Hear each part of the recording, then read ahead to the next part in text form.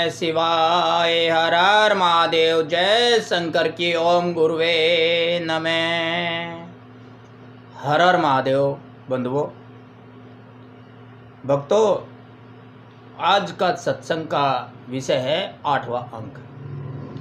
8 अंक का हमारे जीवन में क्या महत्व है, क्या संबंध है।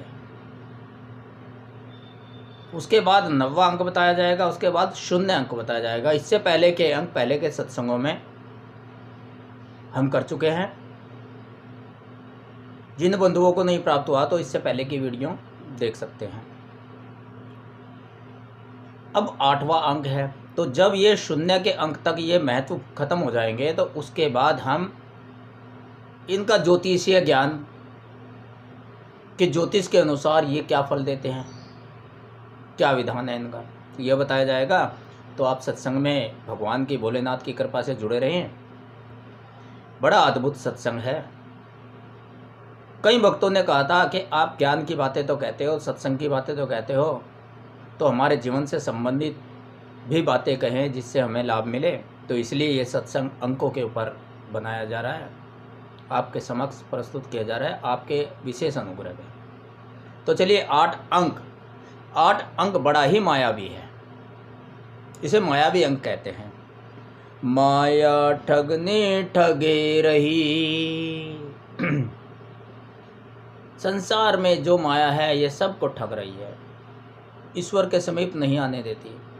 माया ठगने ठगे रही, दुख पाए संसार। इस मोह माया के कारण ही दुख पाता है पूरा संसार। कबू कम से कम रहे, कबू बड़े आपार। कभी तो बिल्कुल निर्धन बना देती है और कभी बहुत ही बड़ा महान योद्धा, बहुत ही बड़ा अमीर बना देती है। लक्ष्मी देवी चंचला। कौन है माया? लक्ष्मी देवी चंचला, झोली भरे उदार। पैसे पैसे के बिना तरसाते मझदार। कभी कभी पैसे के लिए बहुत तरस जाता है ये इंसान, जिसका अंक 8 प्रभावी होता है। अंक 8 माया भरा, अंक 8 माया भरा। सभी खिलावे खेल, घटती बढ़ती ये रहे, घटती बढ़ती ये रहे। न स्थिर न मेल, न स्थिर न मेल। अष्टांग प्रणाम। आपने आध्यात्मिकता में सुना होगा कि अष्टांग प्रणाम देवी देवताओं को करना चाहिए। तो अष्टांग प्रणाम 8 अंगों का प्रणाम कौन सा है? देव दर्शन की रीति है, देव दर्शन की रीति है। 8 अंगों से प्रणाम करना चाहिए। हम 8 अंगों से हमेशा नहीं करते। मंदिर में जाइए, देवालय में जाइए तो 8 अष्टांग प्रणाम जरूर करना चाहिए नित्य। देव दर्शन की रीति है, अंग 8 प्रणिपात। छाती पे हाथ लगाओ, हे प्रभु तेरी जय हो। मस्तक, हे प्रभु तेरी जय हो। नेत्र, प्रभु तेरी शक्ति अपरंपार है। मन में आस्था श्रद्धा रहे, बस भगवान और मैं ही रहूं। वचन, मुंह से भी मधुर मधुर वाणी हो। जांग, थोड़ा झुक जाइए। पैर और हाथ, पैर सावधान स्थिति में और हाथ जोड़ लीजिए, नमन कर लीजिए। तो अष्टांग प्रणाम देव दर्शन की रीति है। अंग 8 प्रणिपात। छाती मस्तक नेत्र मन, छाती मस्तक नेत्र मन। वचन जांग पैर हाथ, वचन जांग पैर हाथ। इस प्रकार अष्टांग प्रणाम किया जाता है। 8 गुणों का मिलान किया जाता है। देखो 8 अंक भी महत्वपूर्ण है। 8 गुणों का मिलान किया जाता है। शादी ब्याह में जो ज्योतिष के पास जाओगे, पंडित ब्राह्मण के पास जाओगे, तो इन 8 गुणों को जरूर देखता है। अगर ये 8 गुण नहीं मिले हैं और आपके 36 के 36 गुण मिल रहे हैं, या 24 मिल रहे हैं, या 20 मिल रहे हैं, और ये 8 नहीं मिले तो विवाह सफल नहीं होता। तो 8 गुणों का मिलान कौन से क्या किया जाता है? वर्ण वैश्य नक्षत्र गुण, वर्ण वैश्य नक्षत्र गुण, योनि ग्रह गुण मान, गण राशि गुण का मिलन,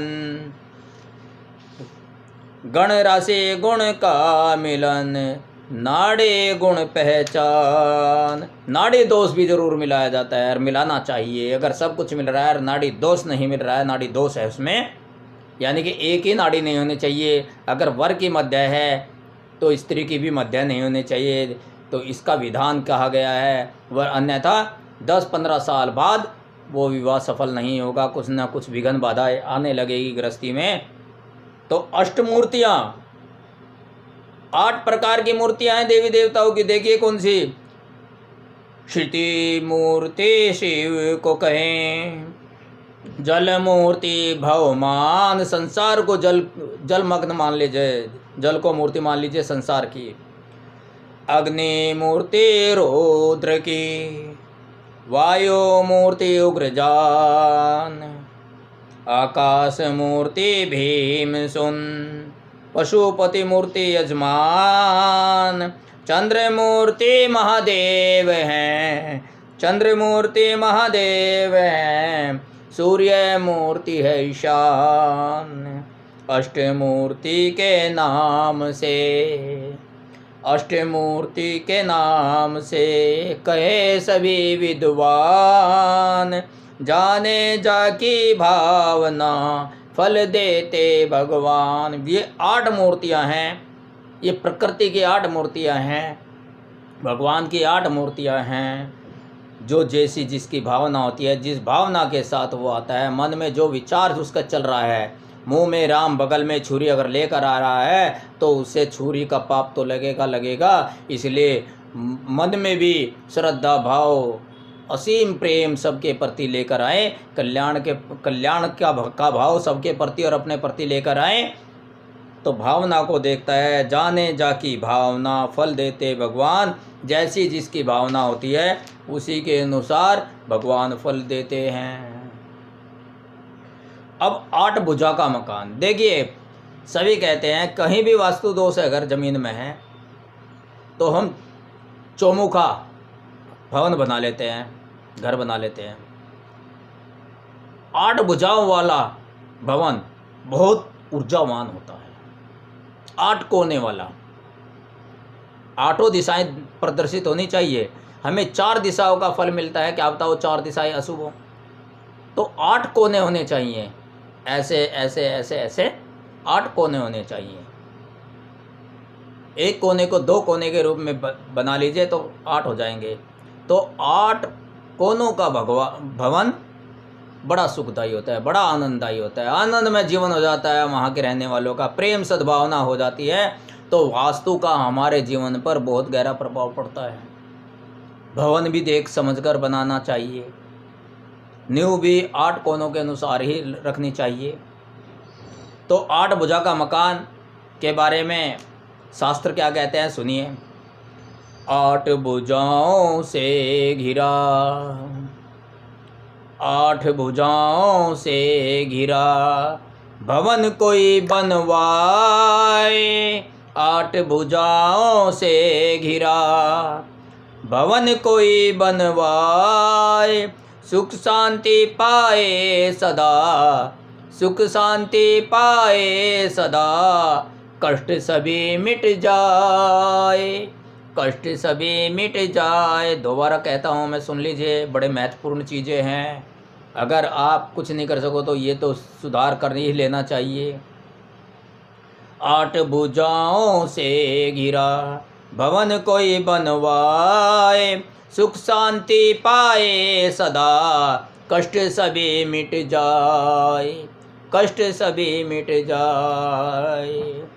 इस तरीके से वैसे तो 8 अंक का महत्व और भी है, अन्य चीज़ें भी हैं, लेकिन महत्वपूर्ण चीज़ें यही हैं जो आपको बताई गई हैं। अगर इन पर ध्यान दे दीजिए तो आपकी काफ़ी सारी हद से हद अधिकतर समस्याएं समाप्त हो जाएंगी। तो आज सत्संग में 8 अंक तक का विस्तार से वर्णन किया गया है, समझाया गया है। तो आप इनका अनुसरण करें। सनातन धर्म में इनका बहुत महत्व है, सनातन ग्रंथों में भी इनका बहुत महत्व है। इसलिए सनातन धर्म मानव जीवन के कल्याण का धर्म है, जो सबका कल्याण चाहता है, सभी का कल्याण हो, प्राणियों में सद्भावना हो, ऐसी भावना रखता है। ये हमारा सनातन धर्म। तो इस संस्कृति को मत छोड़ना बंधुओं। हम आधुनिक चकाचौंध में अंधे होकर अपनी सनातन धर्म की संस्कृति को छोड़ते जा रहे हैं। यही हमारे दुखों का कारण है। चकाचौंध में रहिए, रोशनी में रहिए, चमक धमक करिए, फैशन करिए, पाश्चात्य संस्कृति के अनुसार जीवन यापन कीजिए, लेकिन संस्कृति अपने सनातन धर्म की ग्रहण कीजिए, उस संस्कृति का अनुसरण कीजिए। तो आपको सुख, वैभव, शांति, आनंदमय जीवन प्राप्त होगा। जीवन आपको ढोना नहीं पड़ेगा। केवल 10% ही इंसान ऐसे हैं, व्यक्ति ऐसे हैं जो सही में मानव जीवन अपना जीवन जी रहे हैं। 90% लोग तो बस जीवन झेल रहे हैं, काट रहे हैं। किसी न किसी तरीके से जीवन तो जीना है, जब तक है सांस तो जीवन जीना है। इसलिए अपने जीवन को सफल बनाते चलिए, और जहाँ भी सत्संग ज्ञानवर्धक मिले उसको छोड़ना नहीं। बड़े सौभाग्य से मिलता है सत्संग। आप जो ये सत्संग सुन रहे हैं, देख रहे हैं, तो आप बड़े भाग्यशाली हैं जो आप इस सत्संग तक आए, आपको ये सत्संग सुनने को, देखने को मिल रहा है। तो इसलिए प्रभु की बड़ी कृपा है हम सब पर। इस कृपा को बनाए रखने में हमें प्रयत्नशील रहना चाहिए, सद्भावना रखनी चाहिए, जिससे ये कृपा बनी रहे। तो आपके घर में भगवान की कृपा सभी सदस्यों पर, आपके आसपास पड़ोस पर बनी रहे। आपका जीवन मंगलमय और आनंदमय रहे। इन्हीं दुआओं के साथ ओम नमः शिवाय। हर हर महादेव। जय शंकर की। ओम गुरुवे नमः।